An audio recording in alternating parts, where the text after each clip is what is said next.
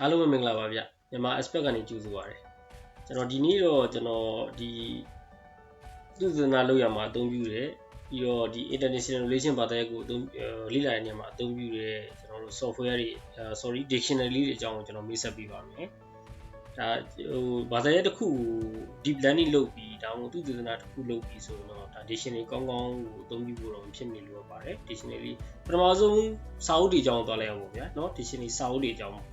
software တွေအကြောင်းတော့ကျွန်တော်တို့နောက်မှဆွေးနွေးတာပေါ့ okay ပထမဆုံးကျွန်တော် IR နဲ့ပတ်သက်ပြီးတော့ကျွန်တော်အသုံးပြုတဲ့ dictionary ကဒီ dictionary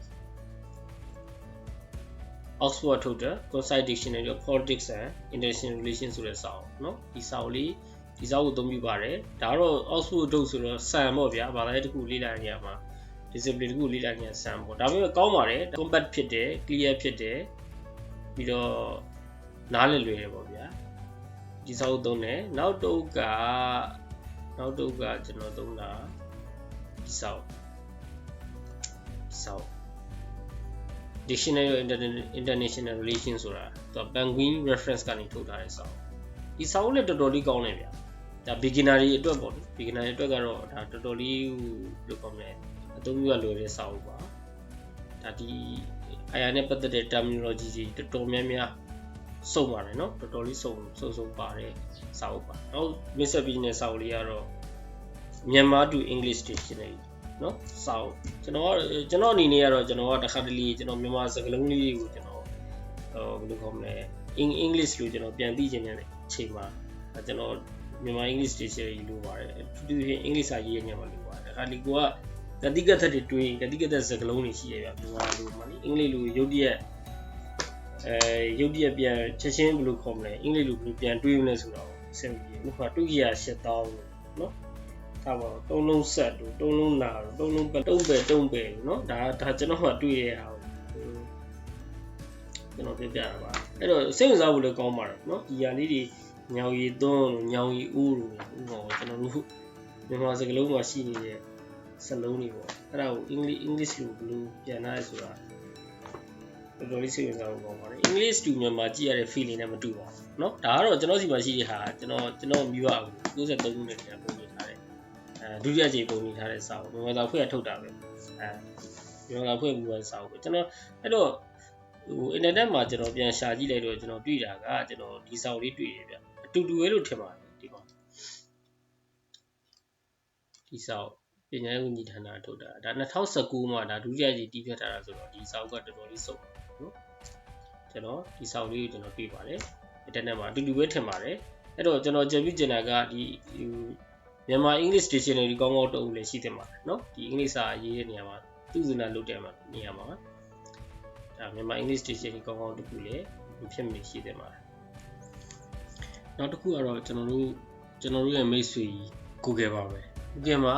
ကိုရိုက်ချင်တဲ့စလုံးလေးကိုနောက်ကနေ meaning လေးထည့် meaning ဆိုတဲ့စလုံးလေးရိုက်ထည့်ပြီးပါနော် site ကိုကျွန်တော်ရှာလိုက်ဒါပေါ်ပါပြီ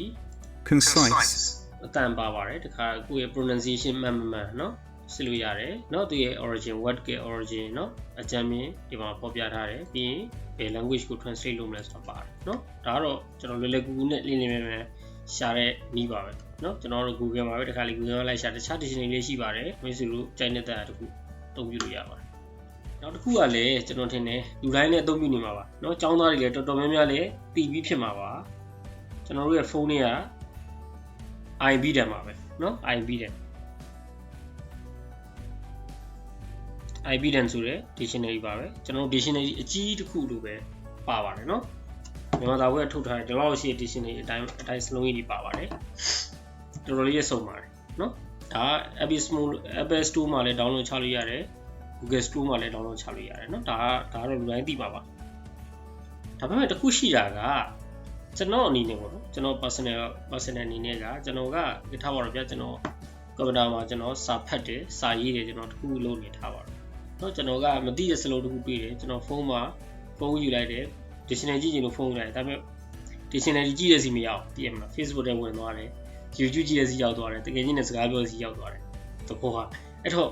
ဒီကကျွန်တော်အလုံးတစ်ခုလောက်ရဖြစ်တယ်တော့အာရုံပြတ်သွားတယ်ဒီကကြည့်ချင်တဲ့ဖုန်းကင်လိုက် dictionary ကြည့်စီမရအောင်ပြီးတော့စာရိုက်နေတဲ့ဖုန်းကြီးကင် dictionary ဒီမှာလည်းရိုက်တေးသေးကူးနဲ့စလုံးကြီးရိုက်တယ်ပြီးတော့ကျွန်တော်ဒီမှာကိုယ့်ရဲ့ပထမလုပ်ငန်းကို primary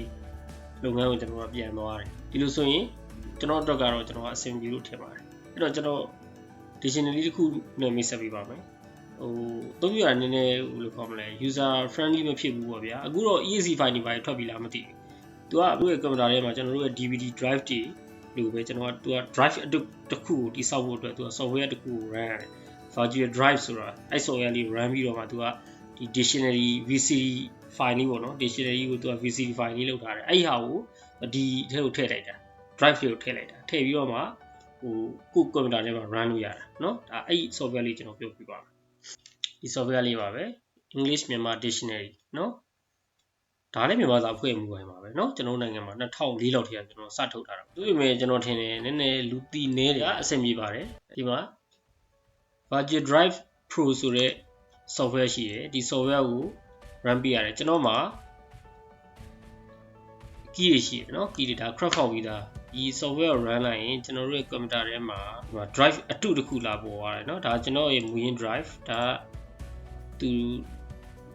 ဒီ software ကနေဖန်တီးပေးလိုက်တဲ့ drive ပေါ့ဒီ drive ထဲမှာဒီ VCD file လေးကိုထည့်ရတာထည့်လိုက်ရင်သူကဒီမှာဒီထဲမှာလာပြီးတော့ဒါသူ့ရဲ့ setup လုပ်ရမယ့်ဟာတခုလာပြသွားတယ်နော်ပြရင်ဒီကောင်းကို run လိုက်ရင်ကျွန်တော်မှာစောစောကျွန်တော်ပြတဲ့ software ရမယ်ပေါ့ဗျာဒီမှာကျွန်တော်ပြောတဲ့ software ရပါမယ်နော်ဒီမှာရှားတာလွယ်ပါတယ်စောစောဖုန်းရဲ့ IMB တန်အတိုင်းပဲဒီထဲမှာအကုန်ပါပါတယ်เนาะအကုန်ပါတယ်စလုံးရေးအတွက်ဒီအများကြီးဖော်ပြပေးတယ် example sentence တွေ idiom တွေအကုန်ပါတယ်เนาะအဲ့တော့ကျွန်တော်တို့ကတော့အဆင်ပြေတယ်စာရေးရစာဖတ်တယ် software လေးကို web browser ရှာလိုက်တယ်ကြည့်လိုက်တယ်စာဆက်ဖတ်တယ်အဲ့တော့ကျွန်တော် iOS နှစ်ခုမလုပ်ရတော့ဖုန်းကြည့်လိုက်ဟိုဘယ်လိုခေါ်မလဲ camera ကိုကြည့်လိုက်မလုပ်ရတော့အဲ့တော့ဒီ software လေးကိုမိတ်ဆွေတို့လိုအပ်တယ်ဆိုရင်ကျွန်တော် share လုပ်ပေးပါမယ် comment မှာကျွန်တော်တို့ email လေးတွေကျွန်တော်ရိုက်ထားပေးပါကျွန်တော် Google Drive ကနေပြီးတော့ကျွန်တော် link ပို့ပေးပါเนาะ Google Drive နဲ့ကျွန်တော် share ပေးပါမယ် software က crap ဖောက်ပြီးသားပါမိတ်ဆွေတို့ပတ်စံပေးဝယ်ကြမလို့ပါဘူးเนาะကျွန်တော်ဒီဗီဒီယိုမှာတော့ကျွန်တော်အသုံးပြုနေတဲ့ကျွန်တော်အာရဘာသာကိုလေ့လာတဲ့နေရာမှာဒီအင်္ဂလိပ်စာရေးတဲ့နေရာမှာသူစနာလုပ်တဲ့နေရာမှာကျွန်တော်အသုံးပြုတဲ့ကျွန်တော်ကြိုက်နေတဲ့တဲ့ပေါ့ dictionary လေးအကြောင်းကိုကျွန်တော်မိတ်ဆက်ပေးသွားခြင်းဖြစ်ပါတယ်ဒီ share လုပ်ပေးသွားခြင်းဖြစ်ပါတယ်ဒီဗီဒီယိုတွေကိုအဓိကလောက်ရတဲ့ရွေးချက်ကကျွန်တော်ဒီဘာသာရပ်ကိုပေါ့နော်ဒီသူစေတနာလုပ်ငန်းကိုဒီစတင်ပြီးတော့ဝင်ရောက်နေတဲ့ငွေတွေအကြောင်းသူအကြောင်းသားတွေဒီအာရဘာသာရပ်ကိုစတင်လေ့လာဖို့ပြင်ဆင်နေတဲ့လူတွေအတွက်ကိုအဓိကယူရတာပါเนาะသူတို့အတွက်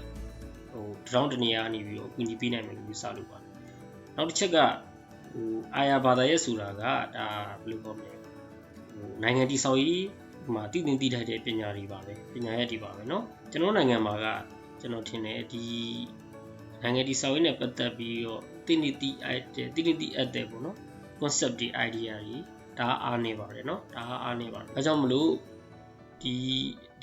အကြောင်းအရာတွေကိုနားလည်ခြင်းတဲ့လူတွေနားထောင်ခြင်းတဲ့လူတွေကိုအတွက်အကျိုးရှိမယ်လို့ယူဆတဲ့လူတွေမြည်သူမဆိုအတွက်ကိုလည်းကျွန်တော်ရည်ရွယ်ပါတယ်အဲ့တော့မိတ်ဆွေတို့အနေနဲ့လည်းဗီဒီယိုလေးတွေထပ်ပြီးတော့နားထောင်ခြင်းတွေရဲ့မြန်မာ aspect ကို like and share လုပ်ပြီးတော့ကူညီပေးကြပါအောင်လို့